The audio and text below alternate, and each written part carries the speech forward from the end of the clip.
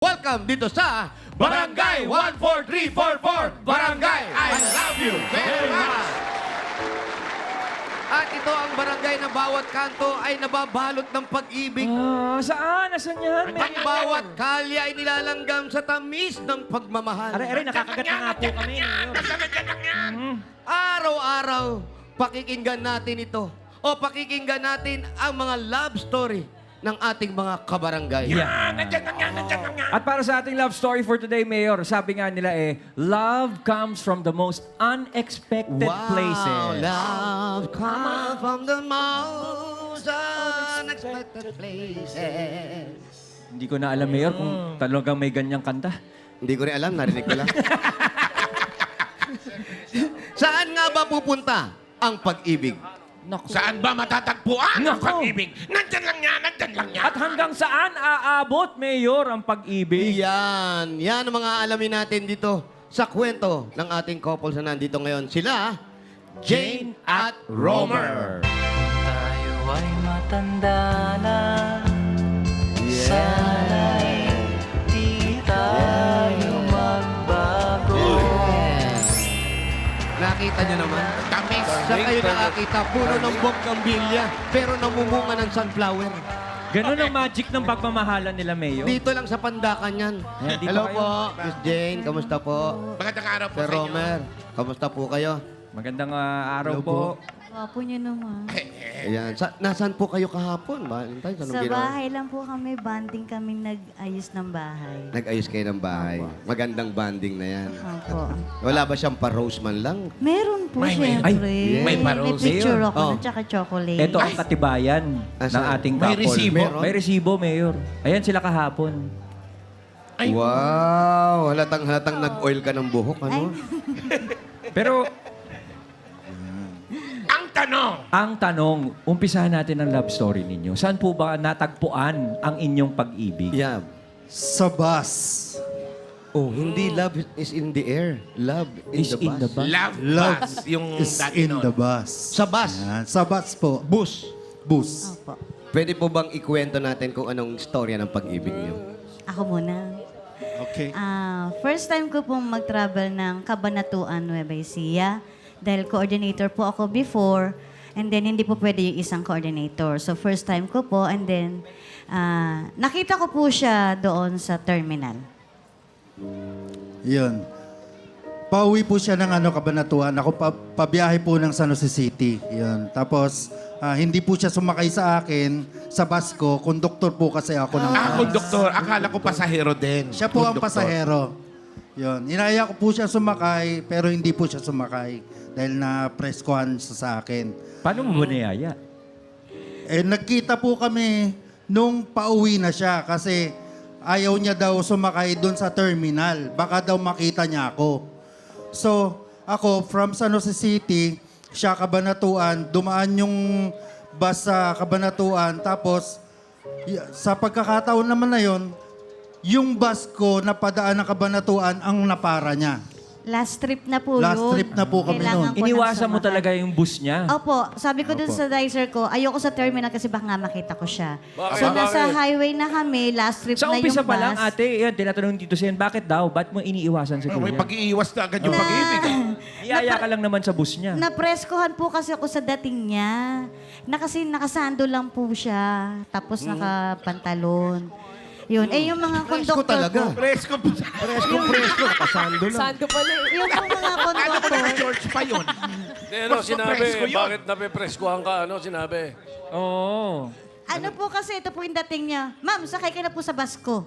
Ikaw Ganon. naman, di pala sa'yo. Eh, yung pong mga konduktor, ma'am, available na po yung bus namin. Sakay na po kayo. Saan po ba kayo? Yun ang tama. Yun po. Tapos, sige po, tuloy natin. Ayun po, hindi po ako sumakay sa kanya. Napreskohan ako. Tapos nung pauwi po, sabi ko po dun sa tao ko, hindi ako sasakay ng terminal kasi nga baka makita ko siya. And then, pagsakay ko naman po, dahil last trip na yun, nagkataon na siya po yung pumaradang bus.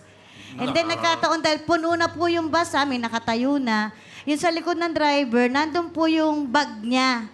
So, parang pagkakataon, doon po ako nakaupo. Mayor, Mayor, Ayan. Opo. kaya napreskuhan siya. Tapos, nung nandun po kami sa bus, Ang suot niya talaga, kamiseta at kansulsilyo. Kaya presko talaga. Baka naman ganon. Hindi, nakapantalon daw po. Opo. Tuloy. Tapos yun po, sa bus po, iniwasan ko po siyang makausap sa bus. Kaya lang po, tumawag yung father ko, sabi niya, hindi daw ako masusundo. Hindi daw masusundo. So, saka ko lang po siya kinausap kasi wala po akong taga-bit-bit ng gamit ko. Hinatid po niya ako sa bahay kasi marami po akong dala.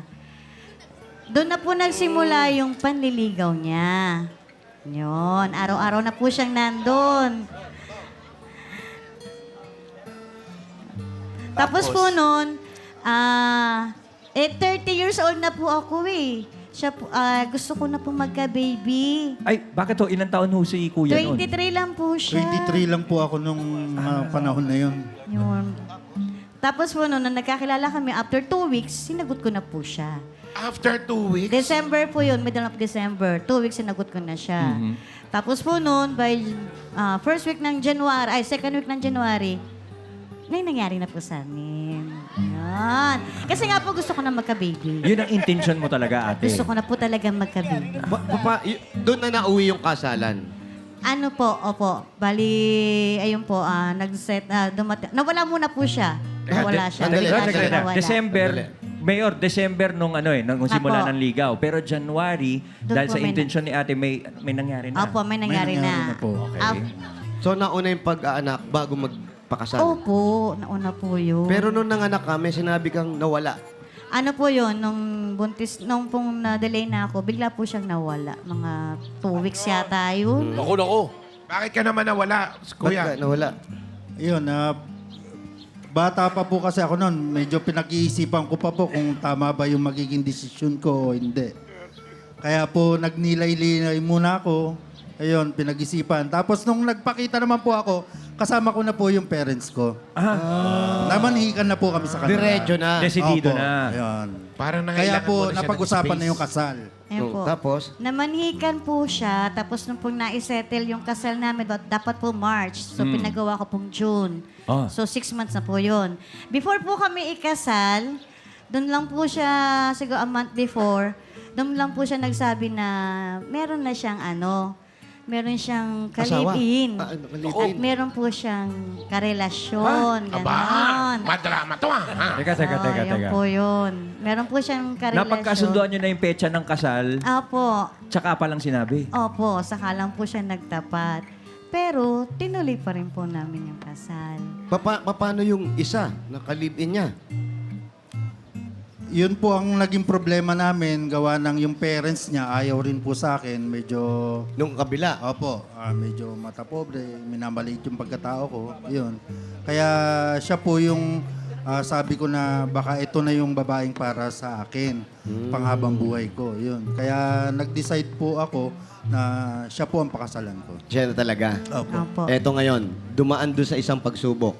Nalalaman nyo naman, di masyadong dinibdib. Ano na yung unang hamon na dumating sa buhay Ano niyo? po yun? Nag-call po sa kanya yung girl. Oh! Nag-call. Tapos binigay niya po sa akin yung cellphone, Hindi pa kayo phone. kasal nito, ate? Hindi pa po kami kasal. Okay. Siguro po mga May na po yan. Nag-call po sa kanya, binigay niya po sa akin yung phone. Kinausap po ako nung girl, sabi niya, siguro ganun-ganun ka, siguro ang dami niya pong sinabi. Kasi mas may age po ako kaysa sa kanila. Ang sabi ko lang po sa kanya, magpunta ka sa mga store na yan, alamin mo muna kung ano yung trabaho ko at dahil alam ko naman yung trabaho mo. Hinamon ko rin po siya na kung gusto mo, ito yung araw ng kasal namin, dito kami ikakasal, ito yung oras ng kasal namin, kung gusto mo maghabol. Yun. Inimbita mo pa sa kasal. Opo. Paano pagkakasabi mo? Ayun nga po, sabi ko, ikakasal kasi kami. Kung gusto mong humabol or maghabol, sinabi ko po yung date. Paano kung Kung dumating gusto siya? niyang itigil yung kasal, okay Nako. lang po yun kasi baby lang naman ang gusto ko. Sinalits mo talaga yung babae. Ha? Hindi siya Opo. dumating? Hindi po siya dumating. Baka naman na traffic lang. Ang tagal naman po ng traffic. Kinasal po kami dyan sa Pandakan. Oh. Kinasal din kami sa lugar nila. At dalawang Para kasal. alam na ako talaga yung legal wife. So, magkaibang araw naman yun. Isang araw lang po yun. Isang sir. araw lang? Opo. Pinamukha, Mayor. Opo. Alas 3 po kami dyan sa Pandakan. Alas 4 po bumiyahe kami papuntang Nueva Ecija. Kinasal po kami ng alas 8 doon. Ng gabi. Kasi born again po siya. Catholic po ako. Pero natuloy naman yung kasal kasi hindi dumating. Opo. Yan. Hindi, ibig sabihin na may live happily ever after na. Kinasal na eh. Okay na eh. Hindi pinigilan, di ba? So, gano'n na. Opo. Naging, Masaya naging na. masaya Wala na. naman po naging hadlang. Wala nang naging hadlang, ate. Yan. Wala naman po nung kinasal kami. Naging maayos naman po kami. Wala nang naging natapos. problema. Nung magkasama na kayo. Nung kinasal Ano po, na kayo, meron pa syempre bang po mga dahil, challenges? ano po siya, medyo bata. Babaero po, Uy. sir. Uy. Ilang beses po siya. Laging papasundo ako galing sa trabaho. Iba naman pala yung nakasakay dun sa tricycle namin. Pang-anim po, pang-anim. Sandali! Isa pa lang kinekwento mo, nasa pang-anim ka na. Ang dami niya po kasi naging babae. Anong nangyari sa apat? Hindi. Ibig sabihin, hindi lang isa. Isa. Opo. Nasundan pa. Opo. May pangalawa, may pangatlo, Opo. may pang-apat, pang-lima, pang-anim na pambababae ang ginawa. Opo. Yung pong pang-anim, dun yung pinuntahan ko na yung babae. Sa pang-anim pa lang. Opo. Bakit? Hindi ka pumunta doon sa pang-apat, pangatlo, mga Oo. ganon. Wala lang naman po yun eh. Ano lang yun eh. Parang service niya lang, ganun-ganun niya lang. Parang ganun lang po. Itong pang-anim, medyo na-challenge po ako Bakit? kasi... Ano po eh, kasing laki ko lang, parehas kami ng hair, maputi. Gusto po niya maputi eh. Oh. Mapula lang po ako eh. Oo, yung lipstick. Yun po. So, yung pang-anim na pambababae niya, maputi. Opo, Pero ang maputi. gusto niya talaga, maputi. Maputing maliit, balingkinita. Halos pareho yung hinahanap Parehas niya. po kami. Kinabahan ka na. Opo, kinabahan na ako noon. Sir, bakit mo naman nagawa yung 1 hanggang 6 na pag ganun? Siguro po, gawa ng sobrang bata pa ako noon. Ano ka ba? Mula nung kinasal kayo, pababa yung edad mo? 23 anyos pa lang eh. noon. Hindi. 20, ano ka nun? 23 years old po. 23 years. 3 nung kinasal. Baka hindi ko pa po na-enjoy yung pagka-binata ko. Kaya gano'n ang... Pero sabi mo, pinag-isipan mo mabuti. Nagnilay-nilay ka muna. Yun din po ang akala ko sa sarili ko. Yun din po ang tumanim sa isip ko na baka ganun nga, baka tama yung desisyon ko. Pero tatawa-tawa tayo sa mga kwento nyo, ate, kuya. After nung pang-anim, ano na? Kamusta na ho ang nangyari? At bakit mo siya tinanggap uli sa pang-anim? Ano po kasi, syempre kasal na kami. Tapos yung mga bata, ganun. So, Ilan na po ang binigyan ko anak po siya ninyo? ng chance. Bali sa ngayon po, 3 na po yung anak namin. Puro po babae. Yun na. So, Kaya ka nagtino. Opo, matinong-matino na po. Kasi puro babae yung anak mo. Meron ka ba naisip na baka, ganun, lagi sinasabi, pag puro Meron, babae, ano sila, oh. pag Ayan, puro ano, babae ano, daw ang family. anak, natatakot kayo, baka mangyari. Opo. Ayan, ayun, ma'am, lalaki na pa rin yung mga anak nyo. So, kailan nyo na-realize na siguro- mahal nyo pala ang isa't isa? Kasi yung story nyo, ang daming ups, ang daming Ups and downs. downs eh. po. Oo, Opo, totoo po yan. Marami po kami pinagdaanan na pagsubok. Siguro po, sa loob ng 23 years namin ngayon, yung half years ng pagsasama namin is ganun. Bali, shaky siya. Kaya nung 2011, siguro po ayun po yung last na iyak niya sa akin na ang sinabi ko sa kanya, hindi ka naiiyak. Ayun. Magmula po nun, after nun, sobrang Pero ikaw- nalaman po namin na mahal na mahal. Pero ikaw, ate, never kang sumuko. never po akong sumuko kasi ayoko po ng broken family. Tsaka, syempre, sa akin po kasi, lagi mong bibigyan ng chance. Nintay ko po siya magbago. Sabi ko, bata pa naman to magbabago din Pero to. 6, ha? Meron nga dyan, isa pa lang, binigyan na ng chance, eh. Ha? Oo. Yan. Yan po. Kasi ayoko nga po. Tapos yung mga anak ko is puro babae pa. Mapapansin niyo po, nung kinasal kami, hindi po ako nakangiti. Bakit? Ito, Opo, Mayor, may proof po may kami, ito, prueba. ito, Tingnan natin may yung resibo, may resibo, Ayan Mayor. po. Yan. Wala po diyang kangiti-ngiti. Tignan Masama nyo. po yung loob ko dyan. Sa tingin mo, makakangiti ka niyan? Tignan mo. Ayan, oh. Ayan. Direct. Oh, paano makakangiti yan? nakalapat yung bibig. Hindi, Mayor, baka yung kabila. Baka yung kabila.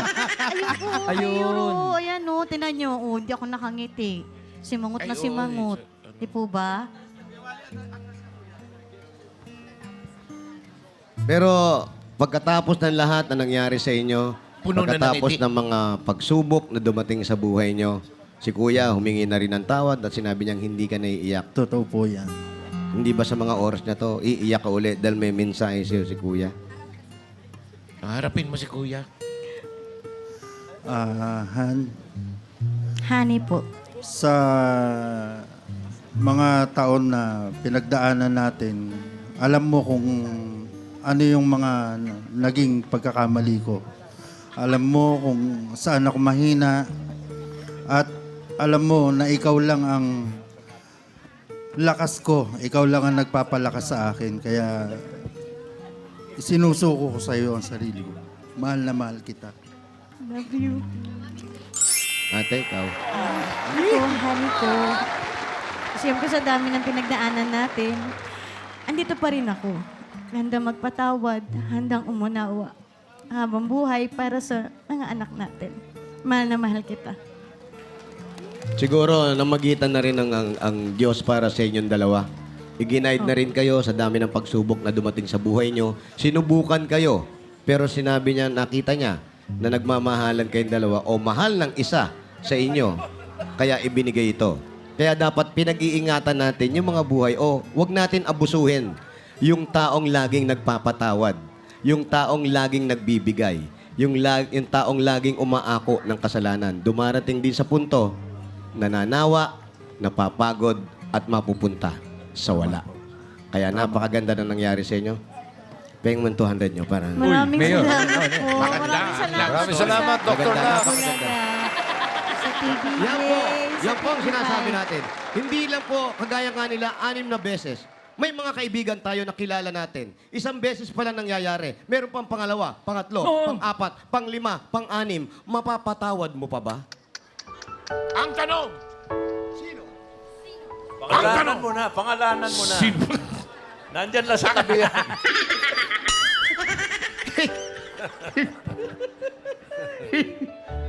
Pero, Maraming salamat. pero sa maraming salamat po. Huwag natin panukuan ng pagmamahal.